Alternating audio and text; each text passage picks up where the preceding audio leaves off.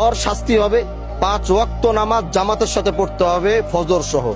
আপনার মেয়েরে আমি সমাজের সামনে আনি নাই, কারণ আমি কোনো মায়ের ইজ্জত নষ্ট করতে চাই না, আমি আমার কোন বোনের ইজ্জত নষ্ট করতে চাই না। যে অপরাধ করছে আমি সমাজে আইনা দাঁড় করে যেতে পারতাম, আমি মানা করছি, আমি বলছি না আমি তার আনবো না। আপনার মেয়ের ইজ্জত আমি নষ্ট করি নাই, চাইলে আমি এখানে ওরা দাঁড় করে যেতে পারতাম।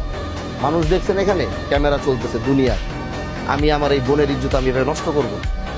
সে ভুল করছে। আমি এটাই বুঝাইতে চাইছি যে প্রকৃতভাবে দ্বিতীয়বার আল্লাহর কসম করে বলতেছি, দ্বিতীয়বার যদি আমি এইরকম আর আরেকটা কথা যদি আমি আপনার মেয়ের নামে আর জীবনে শুনবো, এটা তরে শুদ্ধ আমি এখান থেকে খেদাই গেল।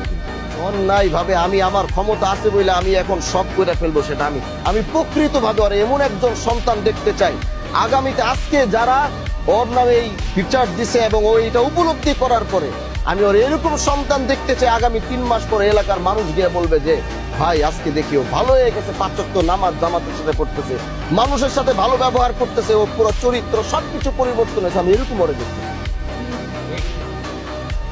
মানুষ চাইলে সবকিছু সম্ভব।